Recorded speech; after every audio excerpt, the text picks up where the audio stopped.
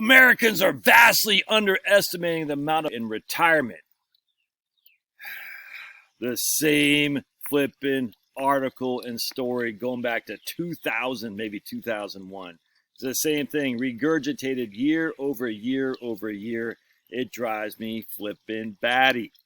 All right, so here's Carrie Hannon, who's a senior columnist with Yahoo. I guess she's with Yahoo. Let's find out. All right, so she's workplace futurist, strategist on careers and jobs. She's not a young buck out of college, thankfully. I have no animosity towards Carrie. I just cannot believe we're regurgitating the same stuff.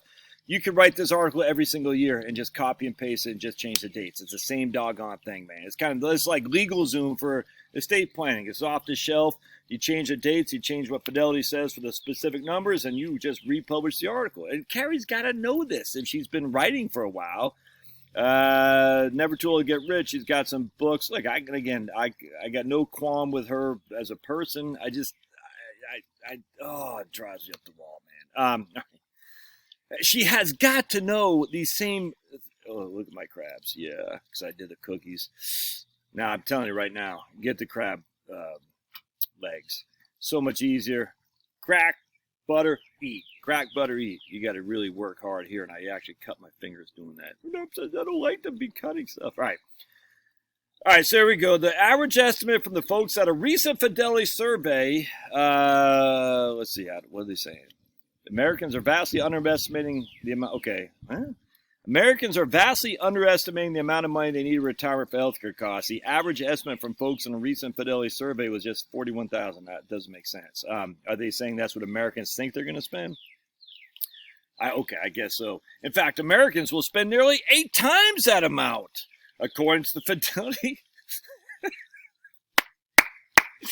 According to the new Fidelity retiree healthcare cost estimate. It's not new. It's the same thing. As I said before, I was doing a seminar in 2004 at a diner in Harrisonburg, Virginia, and I used this as my seminar. I used the same thing. Back then, I think it was 186.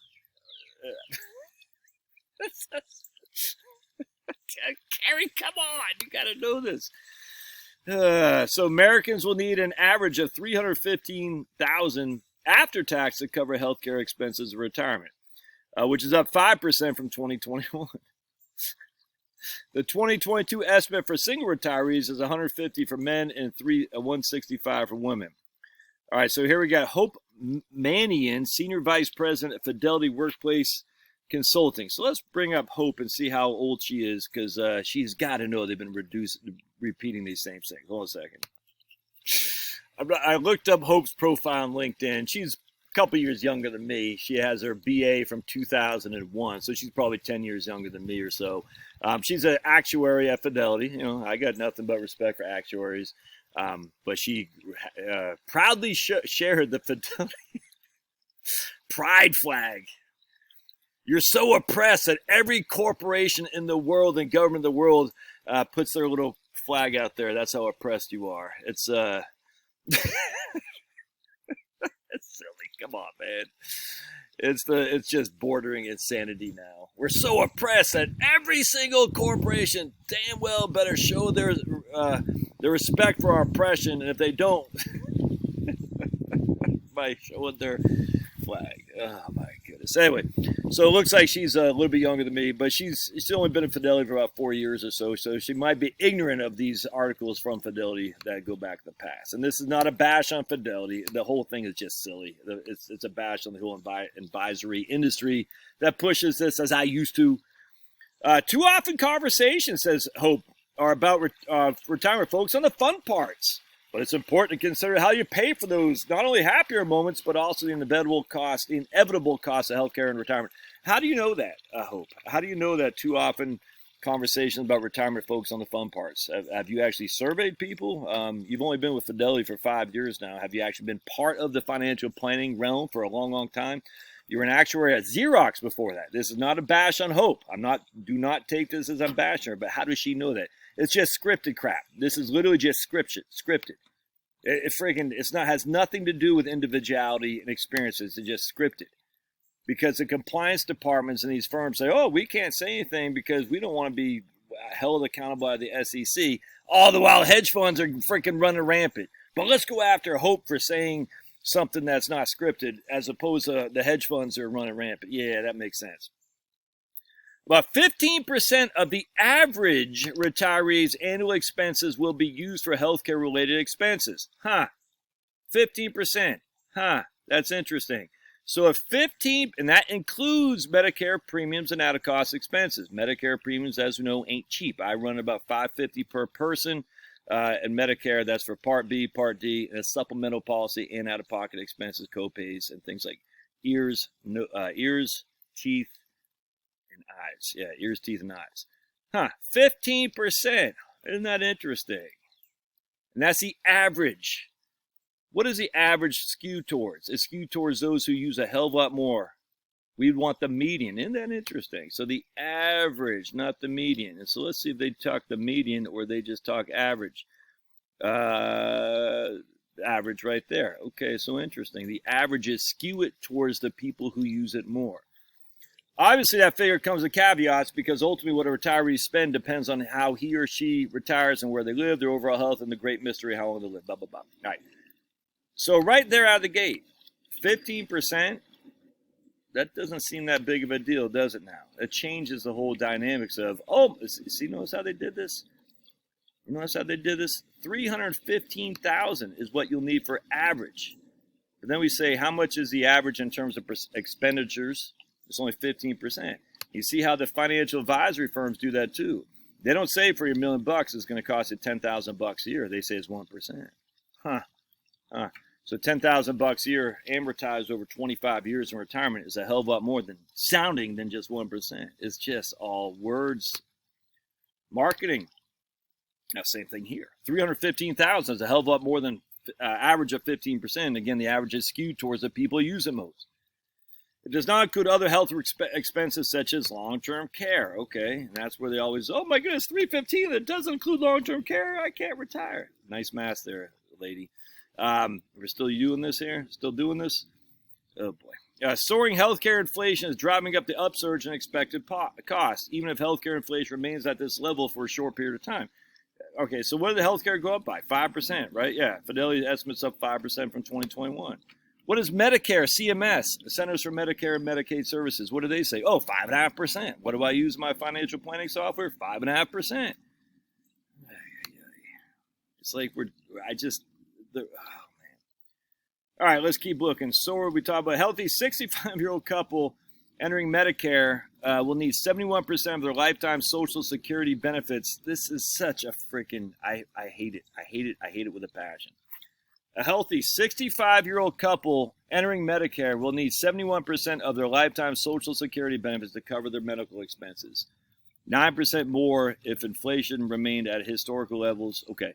So basically, they're going to say you're going to need about 70 to 80% of your entirety of your Social Security will cover your Medicare.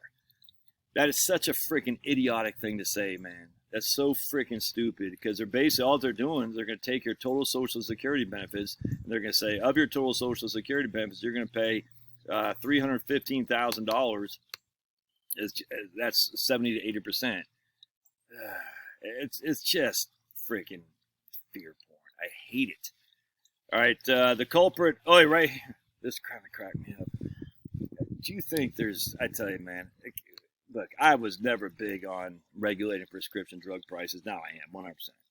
What we've done for Big Pharma, for them to profit off us, is insane. They need to pay some of that money back. That's just a freaking fact, Jack. You're going after Big Oil. They're Biden. Why don't you go after Big Pharma? Oh, you can't because they fund you. I get it, man. The Republicans, same thing. Don't look for a reprieve from Mitch McConnell and I guess not Paul Ryan anymore. Who's the other guy? Kevin McCarthy. But there's no one from the Republican Party who's in New Jersey or Connecticut, where a lot of the big insurers are in Connecticut and the pharmaceuticals in New Jersey. Such a freaking clown show. Anyway, the culprit, so Part B rose by 15% for prescriptions. Oh, Part B right here rose by 15% from 2021 to 2022. The culprit was Aduhelm, the controversial drug approved last year by the Food FDA to treat Alzheimer's. Medicare usually covers the drug, but this one comes at a shocking price set by its maker, Biogen, of $56,000 per patient annually. The CMS covers that. It would not change for Part B premiums, but it does cover that. And the lower 2023 Part B premiums under consideration.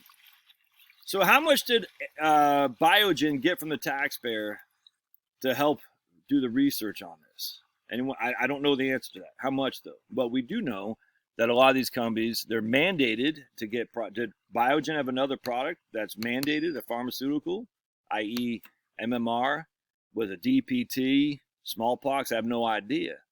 But when you're mandating it and the pharmaceutical companies are making the profits, shouldn't the pharmaceuticals have to pay some of that profits back? Oh, they're doing taxes. Yeah, bull crap, dude. Why do you think they're worth such a freaking... What is actually... Let's take a look. I'm just curious. What's Moderna stock doing here right now? Let's take a gander, shall we? Because Moderna stock fell off a cliff when it realized smoke and mirrors were dealt with. Yeah, it's down. Oh my goodness, this is a sight for sore eyes. Look at that. Down from 497 all the way down to 119 a day. Couldn't have, well, I guess 137. Couldn't happen to a greater bunch of people. Let's see Pfizer. Pfizer's up. Yeah. It's right. I mean, it's down from 62. It's at 54 now. What's that? Biogen? Let's take a look at Biogen. And I don't look. If you think I'm I'm not anti-big pharma. I'm just saying we need to stop socializing the risk and privatizing the profits. That's the wrong answer. Those Biogen's BIB, B-I-I-B. Okay. Oh yeah, there we go. So something happened there, obviously, with Biogen. Obviously, something happened. You can see that big jump right there. They obviously came up with a new idea for it. Look at that, 2 big jumps. Some kind of press release. We are solving Alzheimer's. And instead of solving Alzheimer's, they went from 468 to where they are. They're at 200 right now, but it went down as low as 187. Such a freaking clown show.